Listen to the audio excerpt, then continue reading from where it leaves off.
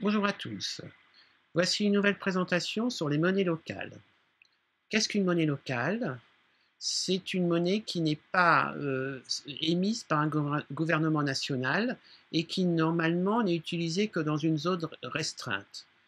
Elle peut être matérielle ou virtuelle. D'abord, un petit historique. Donc, il y a eu différentes monnaies locales qui ont été émises autrefois, en particulier quand il y avait des défauts de liquidité. Donc, nous avons un exemple très célèbre, c'est quand l'Argentine a fait faillite en 2002. Comme le peso ne valait plus rien, des administrations locales ont émis des certificats de reconnaissance de dette sans intérêt. Autre expérience très intéressante qui s'est passée en Autriche, dans la petite ville de Worgl, en 1933. Des shillings ont été émis, mais c'était une monnaie fondante, c'est-à-dire qu'elle perdait 1% de sa valeur tous les mois. Grâce à cette monnaie, la ville qui était au bord de la faillite a pu recouvrer ses arriérés d'impôts locaux et il y a eu redémarrage de l'économie locale et en particulier des travaux publics. Le chômage diminua significativement sans inflation. Mais la Banque centrale a été ulcérée, elle a interdit très rapidement cette monnaie qui lui faisait de l'ombre et les partis politiques également ont supprimé cette expérience. Ce qui fait que la ville sombra comme les autres dans la récession. Alors, quels sont les avantages des différentes monnaies locales? Comme elles ont un taux d'intérêt négatif, c'est-à-dire elles perdent 1% de leur valeur tous les mois, elles ont un taux de circulation beaucoup plus élevé que les monnaies normales, c'est-à-dire il n'y a pas possibilité de les garder sous l'oreiller.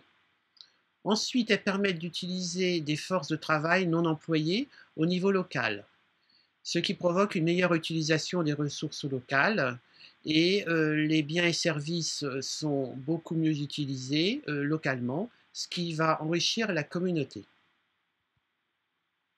En résumé, la société n'utilise qu'une faible partie de ses ressources et de ses opportunités. Grâce à une monnaie locale, les aptitudes inemployées peuvent devenir actives, puisqu'on sait que dans la plupart des entreprises, le taux d'emploi des machines n'est que de environ 70%.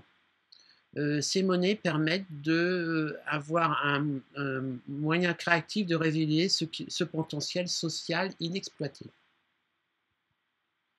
Alors voici un petit exemple, c'est-à-dire vous, une personne A et une personne B. Donc vous provoquez, par exemple, vous donnez des cours d'anglais à votre voisine. Elle-même, elle va faire du repassage à une personne B qui lui-même va faire une autre action vers vous. C'est-à-dire que c'est un système circulaire où sans création d'utilisation de monnaie nationale, on permet de multiplier les potentialités de chacun. Mais il peut y avoir des difficultés avec un risque d'inflation si un trop grand nombre de monnaies locales venaient à être mises en circulation en même temps. Ce risque se retrouve s'il n'y a que quelques vendeurs qui vendent des produits de première nécessité comme de la nourriture ou du logement. Et surtout, si cette monnaie ne peut pas être transférable, échangeable en la monnaie nationale. Alors maintenant, même si la plupart des gens ne connaissent pas ces monnaies locales, il y en a des dizaines et des dizaines un peu partout. Rien qu'en France, nous avons l'Hermès, le sel, le sol, l'éole, le miel, etc., etc. En Belgique, nous avons l'éco-iris et le roupie. Dans les pays au Canada, en Grande-Bretagne, les LETS et aux USA, le Time Dollar. D'autre part, il y a également ce qu'on appelle les monnaies virtuelles. Ces monnaies virtuelles n'ont pas de support physique, mais elles font également office de monnaie locale.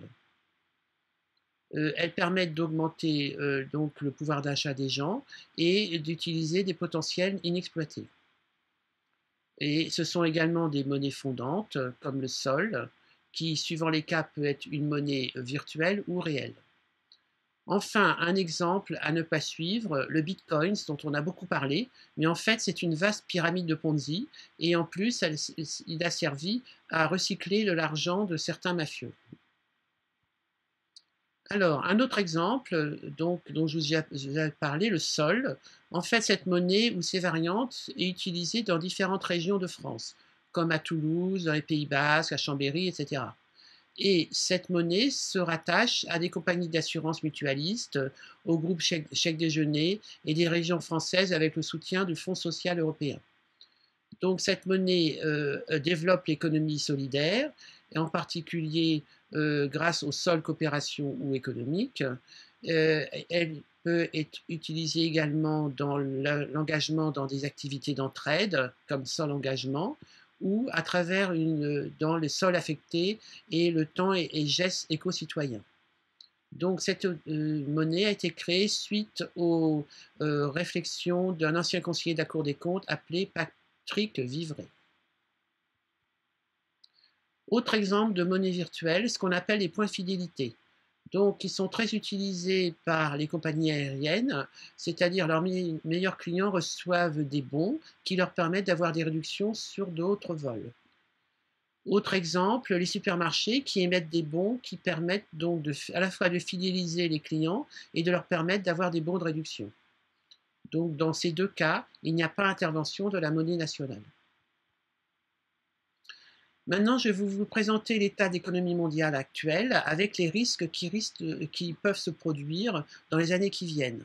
C'est-à-dire que la plupart des États ont abandonné la gestion de leurs dettes au marché et le marché propose des taux d'intérêt pour les États. Le problème, c'est que cette dette n'arrête pas d'augmenter et elle devient une dette perpétuelle qui ne risque de ne jamais être remboursée. Donc, risque systémique, c'est-à-dire que si on continue sur ce train-là, c'est-à-dire qu'actuellement, les grands pays ont une dette qui représente 100% de leur produit national brut. Donc, dans quelques années, il peut y avoir un risque systémique, c'est-à-dire que tout le système va s'écrouler d'un coup. Et le dollar comme l'euro ne vaudront plus rien. Donc, quelle sera la solution?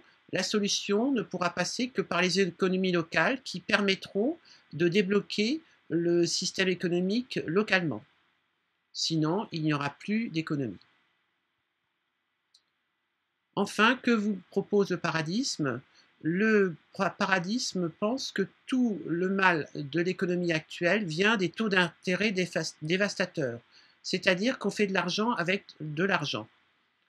Donc nous instaurerons un système qui reprendra ce qui existait dans la Bible originelle.